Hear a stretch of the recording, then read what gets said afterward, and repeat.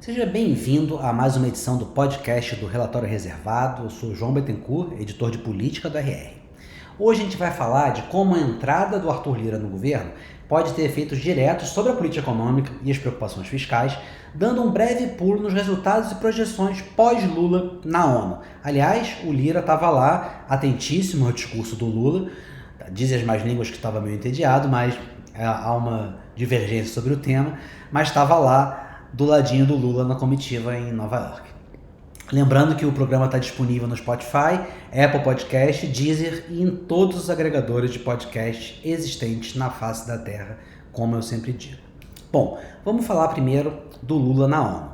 Quer dizer, ao ligar os temas clássicos do seu discurso, a desigualdade, a fome, uma coisa que o Lula sempre fala, mas ligando isso com a questão climática, ele conseguiu dar muita ressonância. Hoje isso é uma questão econômica e geopolítica muito maior do que era nos governos anteriores dele. Quando o Lula apareceu na ONU outras vezes, quando ele falava de Amazônia, de meio ambiente, isso era mais uma questão muito mais ideológica, uma ideia de preservação, uma questão quase utópica, embora a gente vê hoje já fosse um problema premente. Mas hoje isso já está ligado, na verdade, a uma discussão muito grande sobre como vai ser o modelo de desenvolvimento e como vão se dar os protagonismos econômicos, sociais e políticos nas próximas décadas e as mudanças que isso vai acarretar na posição dos países em todo o mundo. Então tem um peso geopolítico, de planejamento, de visão econômica, a maneira de você pensar o desenvolvimento sustentável e os temas que estão ligados a isso que o Lula trouxe, da energia limpa, da capacidade de crescer com sustentabilidade, da própria economia da floresta, da economia ligada à preservação, às alternativas de desenvolvimento sustentáveis. Isso é um fator muito mais decisivo na visão de como o mundo vai crescer nos próximos anos, de quais países vão ter mais ou menos poder.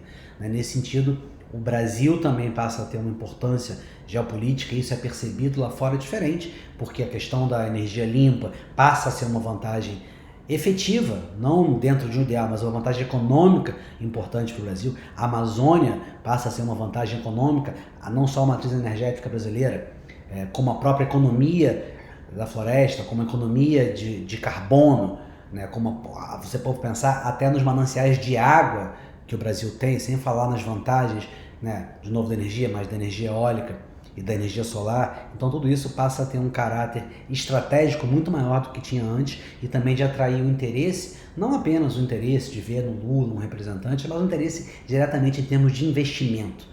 Então quando o Lula agrega a questão das desigualdades que ele sempre fala, e do desenvolvimento, das cobranças aos países ricos, a essa temática, ele dá uma ressonância, um impacto muito maior e muito mais concreto ao discurso dele. Isso fora o fato de que ele consegue também no mundo em transformação muito rápida, em que você bate a porta, esse enfrentamento entre China e Estados Unidos, em que a lógica multipolar, a própria organização da ONU, a organização da governança global é muito mais complexa, mais frágil, mais incerta, o Lula consegue atuar como uma espécie de porta-voz dos emergentes, não dos gigantes, não dos emergentes ou dos países em desenvolvimento que a gente pode ver nos BRICS, a Índia, a China, que tem um peso em si, mas como uma espécie de porta-voz de liderança que pode vocalizar demandas dos países africanos, de parte da América do Sul. Não à toa ele fez aquele aceno que é uma questão cultural. O Brasil tem laços culturais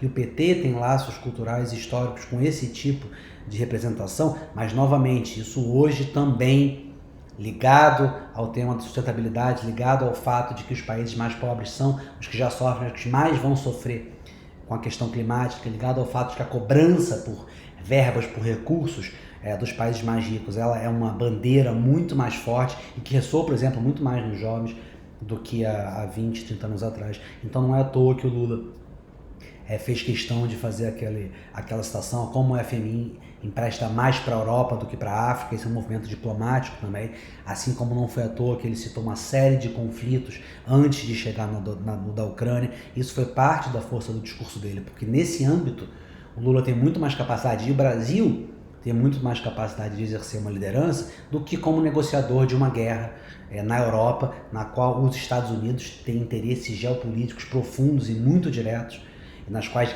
os Estados Unidos vai forçar uma situação de liderança, até porque não tem outra escolha, é o papel que os Estados Unidos têm mesmo, e ao lado da própria Europa, né, da OTAN. Então é muito mais fácil o Brasil entrar. O Brasil tem muito mais capacidade de mostrar liderança, tem muito mais repercussão para o seu discurso ao se mostrar como uma liderança dessa voz, desse emergente, do sul global, do que tem ao falar da Ucrânia. Então, nesse sentido, ele também foi muito feliz e conseguiu ter mais impacto, porque ele minimizou, sem abandonar, mas as partes nas quais o Brasil tem menos capacidade de impacto e na qual ele é lido de uma forma mais frágil, como é o caso da Ucrânia, e ele maximizou as áreas nas quais, tanto ambiental como nessa liderança entre os emergentes, na qual o Brasil é visto como tendo um papel já estrategicamente mais forte, né? Porque ele tem ligações culturais, ele tem esse eco, ao mesmo tempo ele é grande e rico o suficiente para conseguir dar mais dimensão a essa voz, se associando à voz dos países mais pobres, mas dando, sim, mais ressonância a isso, algo que ele não consegue fazer tanto na Ucrânia, que já tem uma ressonância enorme. O Lula também consegue dar voz a uma série de pautas progressistas, a ideia de um país que representa esse sul global, mas por um viés democrático, então também tem muito mais aceitação aí dentro, não só do Ocidente, dos governos ocidentais, mas dentro da opinião pública desses países, porque não é todo mundo que vai achar sensacional que o Lula esteja vocalizando pautas vistas como progressistas, falando em LGBTQI+, falando em acrescentar um 18º objetivo aos Objetivos do Desenvolvimento Sustentável da ONU, que é o combate ao racismo, à discriminação. No entanto, isso fala, sim, para um público que é muito grande, que não é total, mas para um público que é importante, que é grande e que também consegue enxergar no Lula aí um fator de liderança. Ao mesmo tempo, a gente viu agora na reunião com o Biden, ele também está conseguindo explorar muito melhor as convergências que ele tem com os Estados Unidos. Porque a gente viu no discurso do Biden e viu no discurso depois, na Ucrânia não há convergência. Em relação a essa parte dos interesses geopolíticos, não há convergência, pelo contrário, é uma visão diferente. Mas, pessoalmente, em muitas outras áreas, o Lula e o Biden são muito próximos. O Biden é o presidente possivelmente mais próximo do Lula de todos com os que ele conviveu e de todos com os quais o PT conviveu. A gente pode citar duas coisas, né? Primeiro, o Biden tentou passar e ainda conseguiu o maior programa de investimentos estatais nos Estados Unidos em décadas, né? Ele teve uma enorme dificuldade, teve que ir baixando os objetivos, baixando o número de investimentos, mas finalmente ele conseguiu passar no ano passado aquele Inflation Act, sob o nome do Inflation Act, mas que pretende levantar mais de 700 bilhões, né, ao longo de 10 anos, com 369, quase 400 bilhões de investimentos voltados para o combate à mudança climática, mas isso envolve também geração de emprego, transição energética. Então, um olhar muito grande para a infraestrutura. Então, ele tem essa convergência muito grande da ideia da ação estatal na infraestrutura e também para a transformação econômica, que é muito parecido com o Biden. E ele tem uma ligação com o Biden, na verdade histórica, de origem, que é esse olhar para os sindicatos. Então, o que ficou claro no anúncio depois do encontro dos dois, em que eles depois falaram conjuntamente, que é o anúncio da parceria pelos direitos dos trabalhadores e trabalhadoras. Então, além da pauta da energia, além da pauta dos investimentos estatais no enfrentamento à mudança climática, na infraestrutura, ou seja, do Estado como indutor de uma modernização em parte da economia, os dois são muito próximos nessa relação com os sindicatos, não são próximos apenas no desejo agora, mas são pautas numa relação histórica, né? A pauta do emprego, do trabalho, ela é central para a carreira inteira do Biden, né? O Biden tem um histórico de ligação com esse movimento, com o trabalhismo norte-americano, com os trabalhadores da indústria pesada, da indústria automobilística, que foram a base do eleitorado dele lá atrás, desde o início, né, e que perderam muito, né, foram massacrados nos últimos anos e se voltaram nos Estados Unidos e também, em parte, se a gente for olhar, embora seja muito diferente a estrutura social, mas também no Brasil. Se afastaram dos democratas lá fora, como se afastaram em parte da esquerda aqui, do próprio PT, e votaram em grande parte no Trump, assim como votaram no Bolsonaro aqui. A gente pode ver que o Biden, por exemplo, investiu pesado no que eles chamam nos Estados Unidos de Blue Wall, que são estados Michigan, Wisconsin e Pensilvânia, que são estados conhecidos justamente por terem um voto muito forte desse trabalhador industrial, e que eram estados que tradicionalmente votavam democratas, eram redutos democratas, que foram perdidos para o Trump, quando ele ganhou a eleição da Hillary, e retomados por uma margem muito pequena, mas foram retomados pelo Biden, a parede azul. Né? Nos Estados Unidos são 3 estados, um do lado do outro, que formavam esse reduto, que foi retomado pelo Biden com base nesse discurso dele, muito voltado para esse trabalhador, para os sindicatos, para esse tipo de voto. Né? Não à toa, novamente, o Biden declarou após o encontro com Lula que o seu governo, o governo dele, é visto como o mais pró-sindicato na história dos Estados Unidos. E a gente vive um momento de fortalecimento, uma espécie de primavera dos sindicatos em Hollywood. A gente tem uma coisa que está sendo muito falada, que é a greve dos atores e dos roteiristas norte-americanos, que pode parecer, mas estamos falando de uma indústria, é arte e tal, mas é uma indústria bilionária, é uma das maiores indústrias, maiores fontes de geração de renda dos Estados Unidos. A gente pode ir brincando agora, esse filme da Barbie, que já pegou, já não pode ser divulgado no início, gerou 1 bilhão, até o momento 1,5 bilhão de dólares no mundo, e aquele outro Oppenheimer que estreou junto, quase 1 bilhão. Então só nesses 2 filmes, nos últimos mês e meio, você gerou isso em bilheteria, 2,5 bilhões. A gente não está falando na quantidade de empregos, na quantidade de movimentação econômica que foi gerada para fazer esses filmes de marketing, enfim. Então, é uma indústria enorme e que vive a maior paralisação em décadas. Está completamente paralisada num embate pesado, com adesão desde todos os trabalhadores do meio, como de todos os grandes atores, dos pesos pesados dessa indústria. E não só essa é a parte mais visível, mas os Estados Unidos teve em 2023 o verão com o maior número de trabalhadores dispostos a cruzar os braços nos últimos 50 anos. De acordo com o levantamento da Escola de Relações Laborais e Industriais da Universidade de Cornell, no início de agosto havia quase 900 greves nos Estados Unidos, que é um ápice histórico recente nas últimas décadas, né, do sindicalismo no país. Então o Lula e o Biden partilham dessa origem, na verdade, política, embora por pontos de vista diferentes, porque o Lula era um sindicalista, mas dessa ligação muito forte, que está sendo explorada agora e está se abrindo um caminho aí para uma pauta que pode ser muito desenvolvida por afinidades reais que existem entre eles. Sem falar, passou por aqui, no fato de que os dois enfrentam adversários que se identificam como sendo uma mesma corrente. Né? O Trump, nos Estados Unidos, que vai ser candidato agora de novo, e o Bolsonaro, no Brasil, que é a maior oposição ao Lula, ele vindo candidato ou não, a base dele é a grande oposição atual ao presidente Lula e ao PT. Então eles também têm essa convergência que se manifesta nesse discurso, como eles expõem isso pró-democracia, criticando, dizendo que seus adversários eram antidemocráticos, de extrema direita ou variações disso. Mas eles têm essa convergência que nunca ficou tão clara como está ficando na saída do encontro da conferência da ONU. Mas dito isso é um parêntese que acabou ficando grande, como sempre, né? Eu começo os parênteses pequenininhos, daqui a pouco estou a 10 minutos, quando a gente vê o podcast está com 2 horas. Mas, agora falando sério, dito isso, que eu anunciei lá em cima, que era o grande tema, para a economia brasileira, hoje, para os prognósticos da economia brasileira, na prática, a análise mais importante não é sobre o Lula, e sim sobre um dos seus convidados na viagem, o Arthur Lira, presidente da Câmara.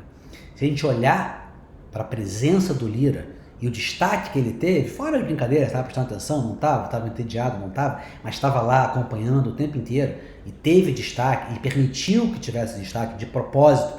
O Arthur Lira não faz nada sem querer. Então ele ter acompanhado, a maneira com que ele acompanhou e que ele foi com o Lula lá, é um recado.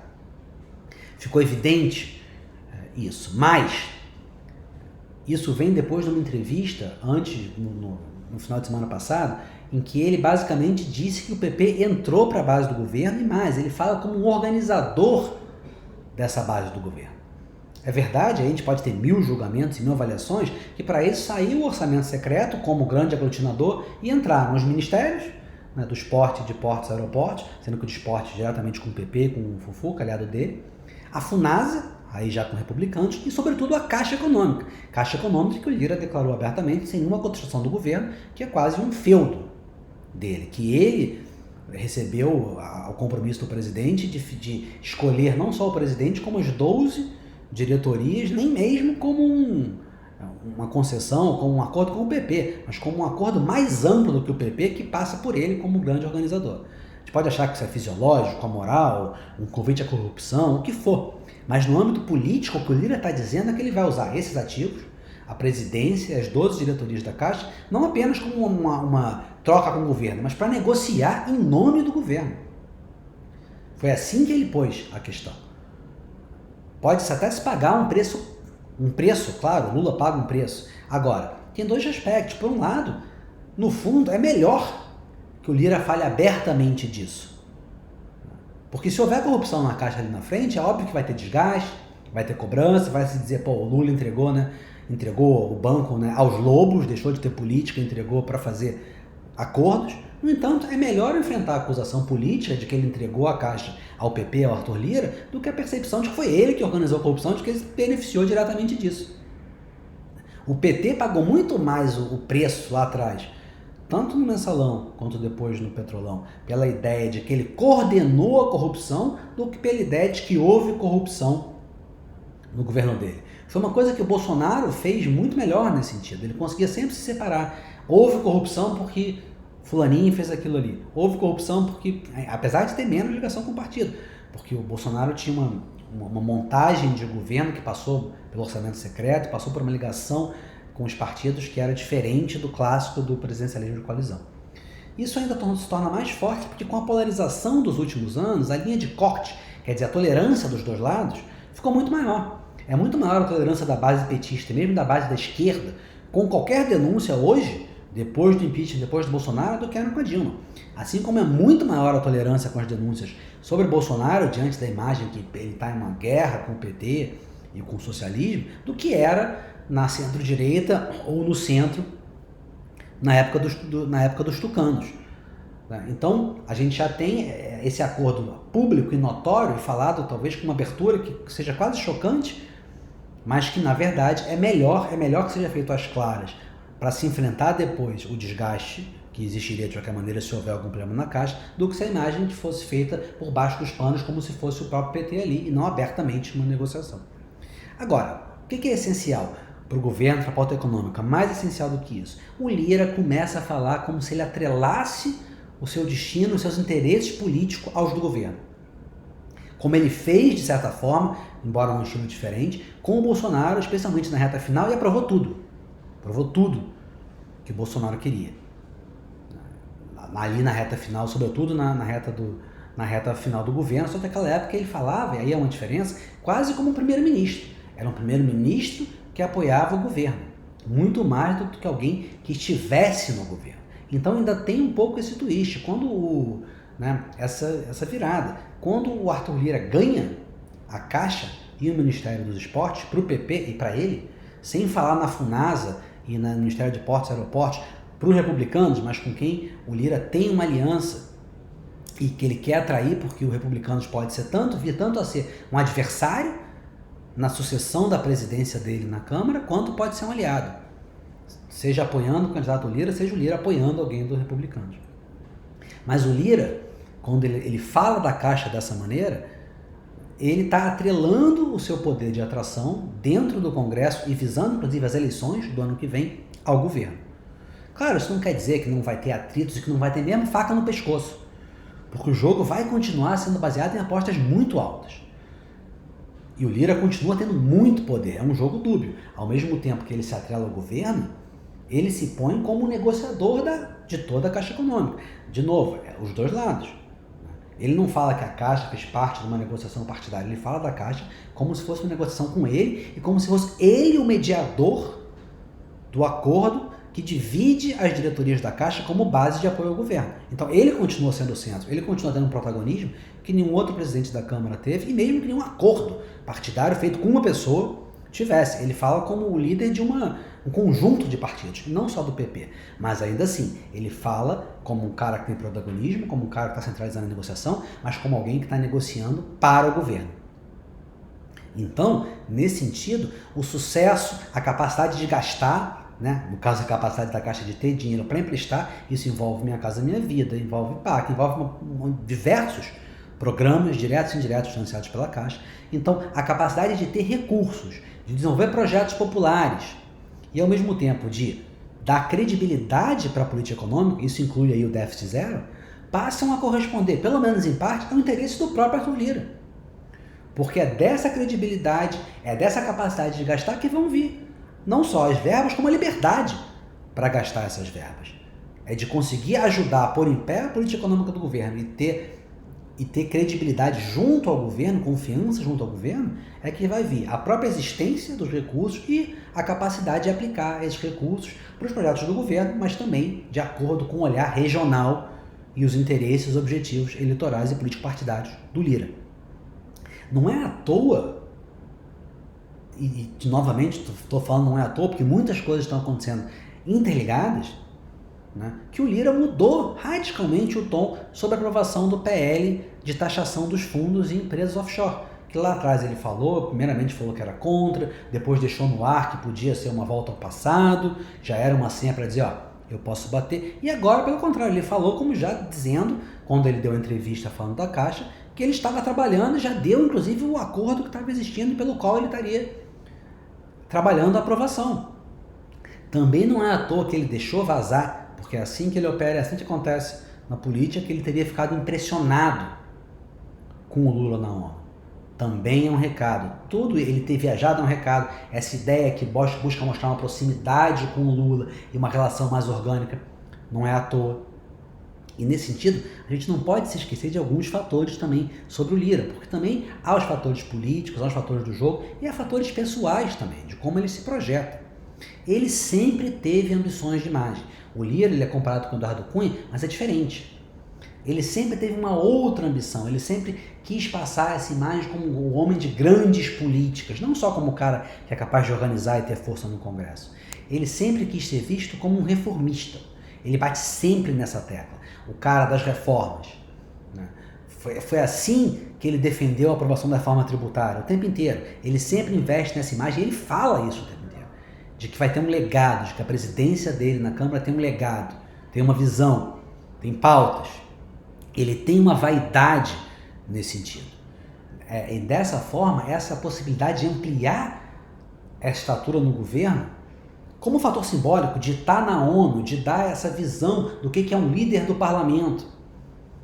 E uma comitiva na qual o Lula está tendo um retorno muito bom, está sendo muito solicitado, está mostrando prestígio para fora, está conseguindo emplacar aquela imagem de estadista que o Lula tanto gosta. Então o Lira está lá e está mandando esses recados lá e também está participando desse processo e desse momento no qual o Lula aparece justamente como ele quer aparecer e mostrando como ele quer se diferenciar do Bolsonaro. Né? Todo o que o Lula bateu na campanha, bateu já essa imagem de um estadista contra o cara que era oportunista, contra o cara que não conseguia valorizar o Brasil. Isso não estou entrando no jogo de dizer que isso acontece ou não, mas é a narrativa que o Lula quer criar. Não à toa que ele fala o Brasil voltou. Então a oposição que o Lula quer fazer é do cara que está lá falando para o mundo, liderando os emergentes, liderando uma discussão sobre o futuro do mundo, versus o ex-presidente que ia lá e não tinha nenhum encontro e ficava comendo pizza na esquina. É essa a imagem que o Lula quer passar e o Arthur Lira está contribuindo, está participando disso. O que também influencia, também é uma demonstração dele e também influencia na própria vaidade dele. Esse é um ponto. Outro ponto é que o Arthur Lira não vai se reeleger para a presidência da Câmara. E não é muito do estilo dele atuar como uma espécie de eminência parda, que é o que o Alcolumbre, depois que saiu da presidência do Senado, fez. Né? Conseguiu pôr o Rodrigo Pacheco. Fora que o Lira não tem, pelo menos não tem ainda, um aliado no estilo do Rodrigo Pacheco, que nunca traiu o Alcolumbre e sempre operou junto com o Alcolumbre, mesmo estando ele sob os holofotes e gostando dos holofotes. Mas ele manteve o tempo inteiro a proximidade e a defesa dos interesses e do poder do Alcolumbre. O Lira não tem essa garantia, até por ser um cara muito peculiar e também ele muito centralizador. Ou seja, ele vai precisar, por um lado, de moeda de troca e poder para fazer o seu sucessor. E é isso que ele está buscando e é isso que ele vai precisar tirar do governo. Nesse sentido, novamente, à medida que ele se atrela ao governo, passa a ser mais importante para ele que as políticas do governo deem para ele essa moeda de troca, pensando nesse futuro político em fazer o próprio sucessor. Outro ponto. Não é impossível, pelo contrário, a gente está vendo sinais de que o Lira, seduzido que é por essa ideia de imagem, de reformista, de legado, possa querer, ao contrário do que ele fazia, porque não via essa possibilidade do governo Bolsonaro, possa querer ter um outro papel. Quando ele sair da presidência, novamente, nada indicando que ele vai querer essa ascendência parda, já há indicações que ele pode muito bem pensar no ministério, entrando mais ainda no governo e atrelando mais ainda o destino, os interesses dele ao governo. Foi isso que o André Fufuca, assim que assumiu o ministério, de novo, não é coincidência, aventou o nome do Lira como um ministro em potencial, elogiando, dizendo que ele sempre foi acima da média de tudo que ele fez e seria um excelente ministro. Claro que isso não é agora, mas o fato disso ser jogado ali, em meio justamente a essa entrada do Centrão, a essas declarações do Lira, a viagem do Lira, mostra que há outros caminhos também sendo pensados e aventados pelo próprio Lira, que ligam o futuro político dele ao do governo. Claro que com enorme espaço para atritos, claro que com uma busca enorme de um protagonismo, não vai ser um governista empedernido, ele vai querer tirar vantagens no sentido normal da política, vai querer tirar a possibilidade de defender os seus interesses, os seus projetos, mas ele cada vez mais, no momento, está atrelando a capacidade de defender e de ganhar a força para defender os seus interesses ao governo. Muito mais, talvez mais até do que se imaginava que ele faria, especialmente no primeiro ano de governo. É claro que muita água vai rolar, muitas pedras estão nesse caminho, mas esse é o processo. Inclusive, a gente já pode começar a ver agora os problemas e o quanto o governo vai precisar do Lira, o quanto o Lira pode entregar, se a gente for olhar, porque o relator da LDO, da Lei de Diretrizes Orçamentárias de 2024, está buscando e ganhando palco e emitindo uma opinião ao Deus dará sobre o orçamento do governo, sobre a necessidade do governo cortar gastos, aventando até a queda da meta de déficit zero em 2024, meta essa, e junto à preocupação fiscal, que tem alimentado muito as preocupações do mercado, dos agentes econômicos e a perda de popularidade do Haddad junto ao mercado, foi o que mostrou uma nova pesquisa Quest. Isso oscila muito, mas o maior pessimismo do mercado agora, por exemplo, do que logo no momento após a reforma tributária, em que houve uma certa euforia, vem em grande parte da dúvida, né, do ceticismo quanto a meta de déficit zero do Haddad e a impressão de que o governo não vai conseguir gerar recurso suficiente para fazer valer essa meta e não vai ter disposição para cortar custos pelo outro lado. Nesse sentido, mesmo que tenha conflitos, ameaças, né, de parte a parte, se essa nova posição do Arthur Lira e a convergência de interesses dele for consolidada, a equipe econômica pode sim ganhar um forte impulso.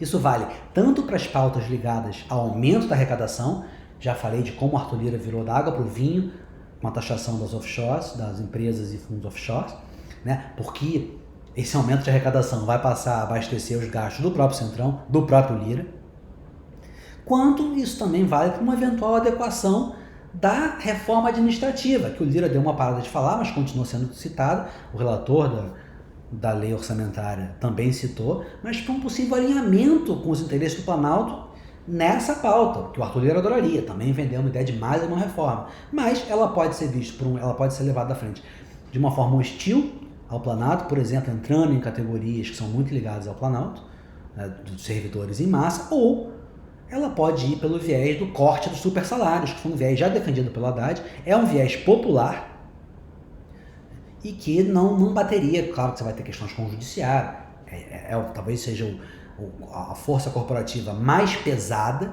ao mesmo tempo para o grande público é popular. Para o governo passar ou não, se botar isso na mesa por esse viés, apenas defender já é bom, se não passar não muda nada, se passar consegue economizar e ainda cria uma pauta positiva. Então, abordar a reforma administrativa por esse viés também seria um favor que o Lira faria e ainda pode fazer para o governo. Ou seja, é um cenário no qual o equilíbrio político no Congresso, com o peso de Lira na balança, pode ter efeito direto sobre as expectativas econômicas e capacidade de ação do governo. O Lira pode se tornar, se não um aliado em uma série de pautas vistas como mais ideológicas, porque ele tende a não ser, nem um aliado para estatizações, mas um aliado sim para conseguir recursos, um aliado sim para conseguir fazer mudanças tributárias e outras que gerem mais recursos para o governo, né? Ser um grande aliado em medidas nas quais, em outro cenário, não houvesse esse atrelamento de interesses, né, do governo ter capacidade de investimento correspondesse também aos objetivos políticos no Congresso Eleitoral do Lira, o governo teria, como teve, já mais dificuldades e mais dúvidas. Então, essa entrada e essa convergência de interesses pode ter efeitos econômicos diretos e importantes para o governo, seja para aumentar a arrecadação, para aumentar recursos, seja até para decidir ali na frente onde vai conseguir cortar sem se indispor com as categorias com as quais o governo dialoga mais. Enfim, é isso. Falamos um pouco de ONU, do Lula, desse momento todo com o Biden e também, sobretudo, de como, né, a política pode influenciar diretamente nas decisões econômicas e é bom estar atento nas projeções econômicas, porque não é só olhar para a economia, para a inflação, para os indicadores. As projeções econômicas vão depender do quanto o governo tiver força para avançar a sua agenda no Congresso, vão depender diretamente. Então, a relação do Lira e a relação do Congresso e da Câmara com o governo pode ser um fator direto de influenciar nas projeções e expectativas econômicas. A gente vai começar, muito provavelmente, a sentir isso, se é verdade ou não, em breve, com as próximas votações, à medida que essa pauta econômica for avançando no Congresso e aumentando ou diminuindo o otimismo do mercado, dos agentes econômicos, com essa capacidade do governo entregar o que ele está prometendo. Bom, é isso. Comecei a falar agora, vou falar de verdade. É isso, gente. Ficamos por aqui. Até o próximo podcast do Relatório Reservado e fiquem ligados, como eu sempre digo, nas análises políticas do RR Destaques e nas notícias diárias do Relatório Reservado. A gente fala muito aqui de política, mas o relatório traz sempre os principais movimentos da iniciativa privada, dos investimentos, das mudanças, das fusões, aquisições, das vendas, das brigas internas, enfim, de todos os movimentos que vão influenciar diretamente nas decisões de negócios, nas antecipações dos interesses e decisões dos agentes econômicos e também no futuro da economia e do setor público, das políticas públicas que vão influenciar diretamente na sua vida. Então fiquem ligados no nosso podcast, ouçam o próximo e também no Relatório Reservado, né, no RR Destaques. Tá bom, gente? Um grande abraço e até a próxima.